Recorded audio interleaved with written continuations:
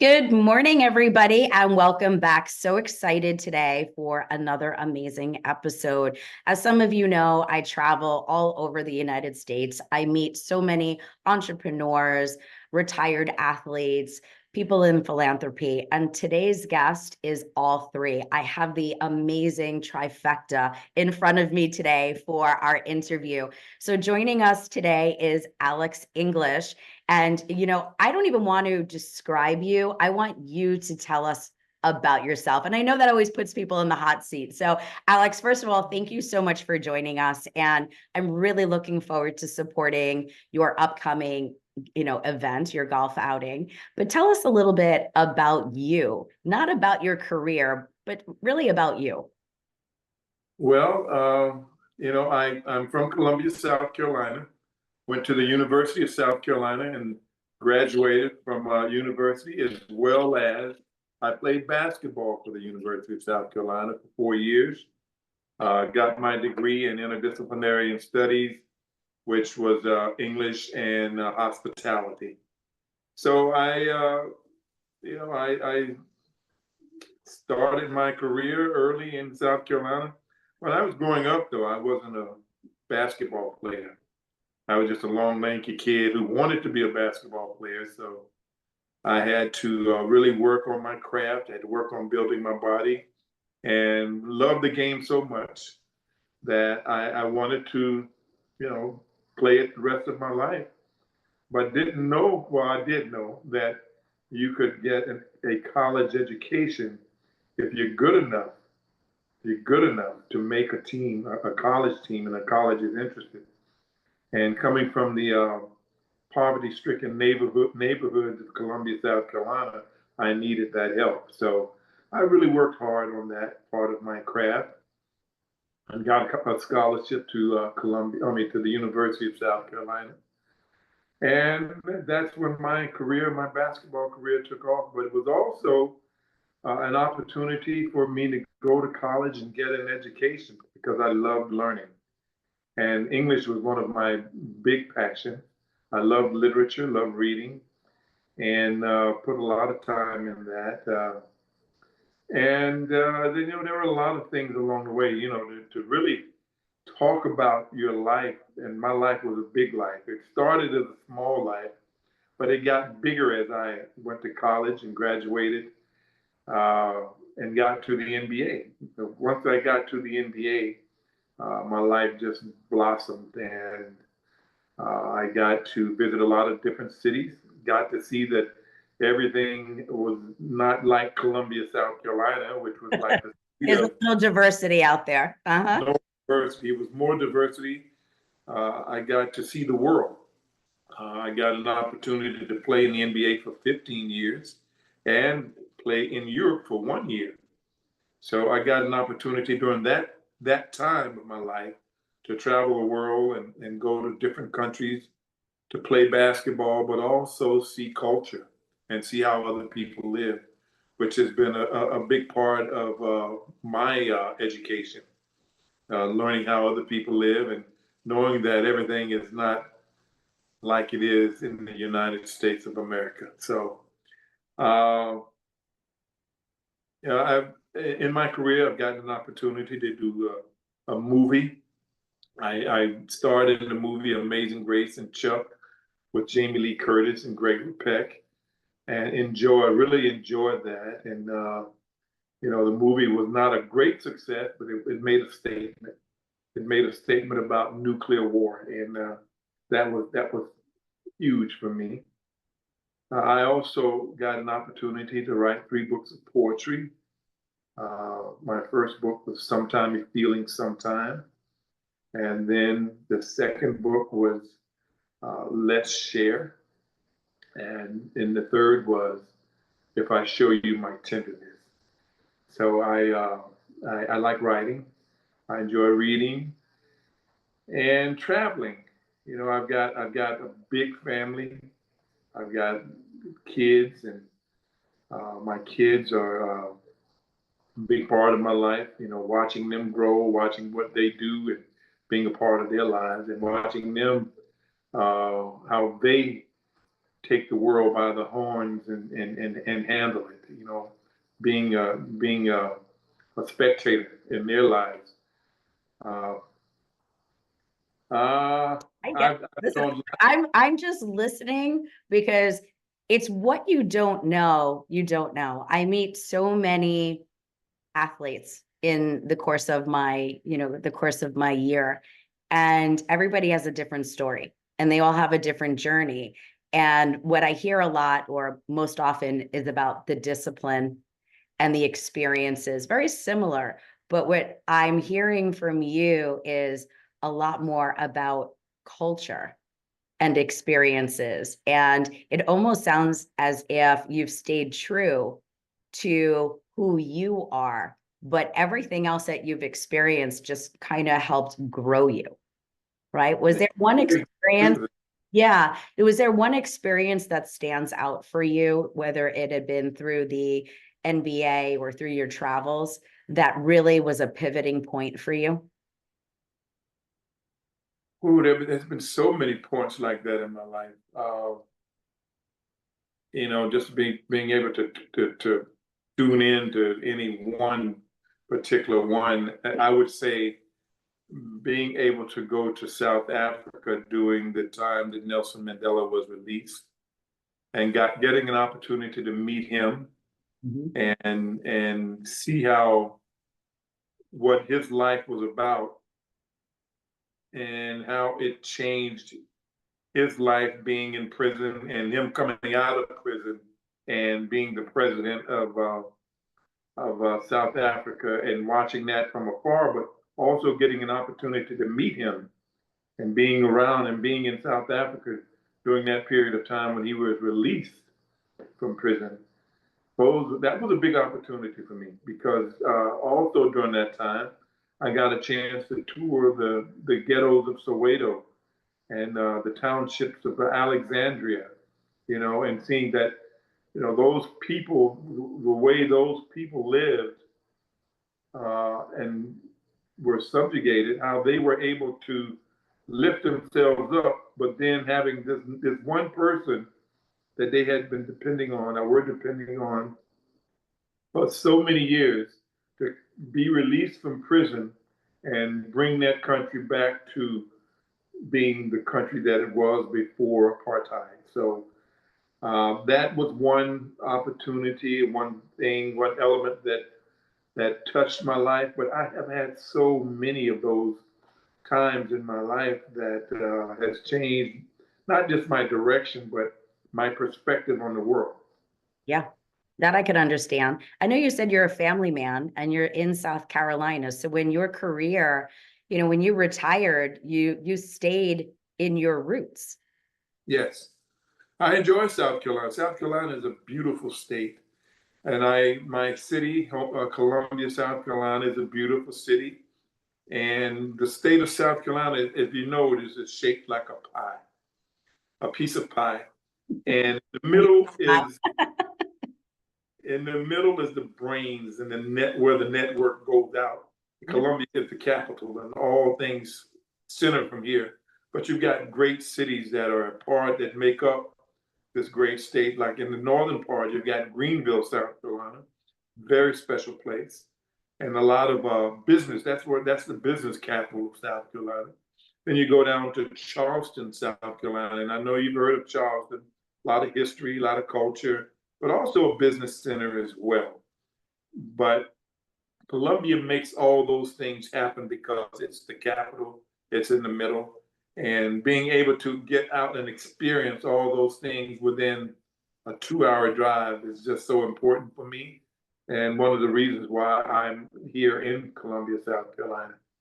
We have a lot of people that have played professional sports. Again, people that I've met, they've played professional sports and then they've stayed in the cities that they've played in. But you chose to come, I say, back home, right? Like you stayed where you stayed there. So it must say a lot about your community. And I know that you support your community drastically. So what I want to do is take a few minutes and speak a little bit about the work that you're doing with your foundation. And we're going to do that in just a few minutes. So once again, everybody, we are speaking with Alex English, Hall of Famer, just an amazing guy. Again, today I call him my trifecta because you're the exact person that when I'm on the road, I usually have the opportunity to meet with, just don't necessarily get a chance to interview them every day. So once again, we are speaking with Alex English, and I'd love to chat more about your philanthropy. So tell us a little bit about your organization and what drove you, like what was your passion and your mission when you decided that this is something you wanted to do? Well, the name of my foundation is the Let's Share Foundation. And it originally started when I was in college. I felt that the city of Columbia didn't have enough culture, especially African American culture. And with all of my talented young college buddies, we decided, well, we're going to put on a cultural arts festival. We're going to go to this big field. We're going to get all of our friends who are very talented, and we're going to put on this display for all the people here, and which was a big task. So we made all the T-shirts. We made, did everything that we needed to make. We were out in this big field. We put a stage together, and we were able to pull off that event successfully with all the friends, all of my friends who were very talented. And with that, I said, okay, as I moved forward in my life, I saw an opportunity to bring that together with philanthropy in helping people, but also educating people. And I started the Let's Share African American Arts Festival, which lasted, and we had great talent. We did it for like 14 years in Columbia. And we would raise money and give scholarships to young deserving athletes, not athletes, but young deserving students to go to college. And to just make it brief, because if I talked about it, we could talk about it forever, because it was a big part of my life. And bringing it back to now, I brought the Let's Share Foundation back to be able to help. It started with COVID. There was an organization called Family Promise, and Family Promise, they find shelter for homeless families and make it possible for homeless families to have a place to stay and sleep, whether it be for a week or 2 weeks, but give them an opportunity to have a landing place when they are down on their luck. And they were having a gala to be able to support that. They weren't able to do the gala because people couldn't get together. And I said, hey, why don't we do a golf tournament? And people will be outside. People love playing golf. We will have fun, and we can raise money that way.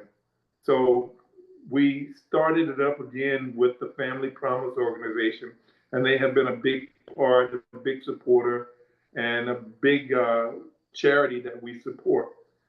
But we've branched off. We do a STEM program with an elementary school here in Columbia, South Carolina called Catawba Elementary, where we have our after-school STEM program, because I realized that, and I also serve on the board of trustees at the University of South Carolina, so I get an opportunity to see a lot of different things happening. And one of the deans had mentioned to me that the kids in South Carolina, they don't get enough early education to push them into the STEM field. So I said, okay, maybe we can do something about that. So I did I'm doing a program now with this elementary school where we're educating kids after school program that will teach them STEM. And hopefully that's going to boost them. But we're also still working with Family Promise. We do things with the Urban League in South Carolina, helping them during Thanksgiving and Christmas. So we do a lot of different things. And in order for us to be able to support our organization, we do this golf tournament. And it's a wonderful golf tournament. We get to bring all of my celebrity friends, a lot of them, including you. Yep, I'm coming down. I'll be there. That's right. We bring them to Columbia, South Carolina. We play golf. We have fun. We eat, and we just do a wonderful thing for the foundation to help other folk. And I'm going to stop now because I know you got to get your little piece in. Well, first of all, I commend you on the work that you're doing. As somebody, I will share about me. So my background, as much as I do this show, I really am focused in the business space. Everything I do is about business development, growth, and scaling. So even myself, I had a 501c3, and we focused on financial literacy education. And we did a lot in the elementary schools. We'd go all through different programs for different audiences, for the obvious. And then I created an advisory board of industry professionals and did free programs for the community. So if you had tax season, right? I hate taxes, but you had tax season, we would have somebody come out and do a seminar for the public about how to file taxes.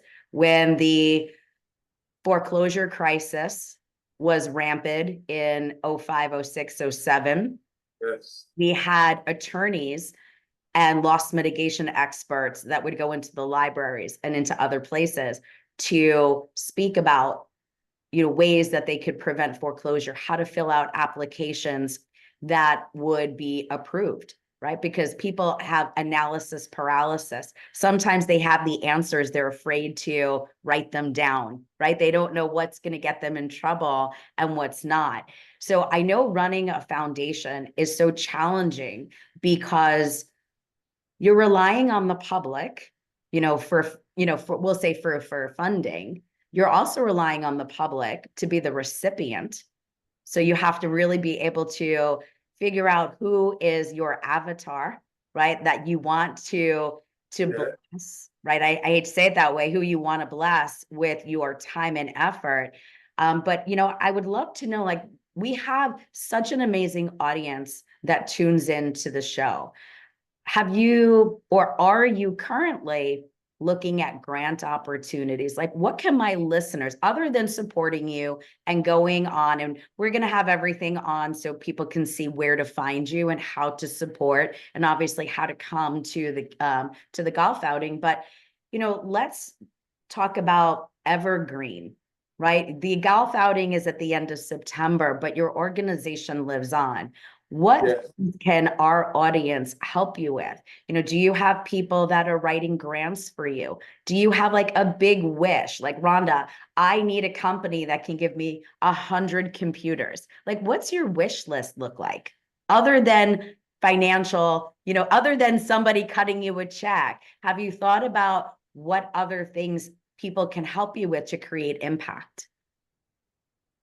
Well, yes, we would like to be able to raise money to not just do programs like we're doing with the elementary school, the STEM cell program, but we want to be able to give scholarships to young people that are talented and wouldn't ordinarily get an opportunity to go to college. We wanted to be able to have money of scholarships in place to give them a lift. That's a part of the wish list. But we also want to be able to help disadvantaged families who are down on their luck and need a lift. And we do this through the organizations like the Urban League and Family Promise, lifting those folk up. I would like for my organization to be able to raise a lot of money so that we can continue to exist as a nonprofit for years to come, but also be available to people who are down on their luck and they need to solicit for help. One of the other programs that we do is we do a basketball camp, and in that basketball camp, we bring kids together that don't ordinarily get an opportunity to go to basketball camps in the summertime. So we bring in 50 to 60 kids that are, that get this wonderful opportunity to learn from some of the best basketball minds in Columbia and we push forward that way. So there are a lot of branches, but my vision, my goal is to be an organization that helps and be able to support itself, but also to be able to support the community. I love that. You know, we're creating a legacy, right? You want to create something that lives beyond your years. Yes. And that is always, and it's so again, I can only speak from experience. I know how challenging it becomes. You know, I love that I have been introduced to your organization. I am a fan of the work that you're doing. I am so looking forward to seeing you. But tell everybody, where can they donate? Well, they can go to our website, the Let's Share Foundation.org, and they can donate that way. Get all the information that they need. They can call us, but you know that's the website that you go to. You can support my golf tournament. You can support all the different endeavors that we put out in the community by going to the web page and donating. And I know that you know people are looking for write-offs.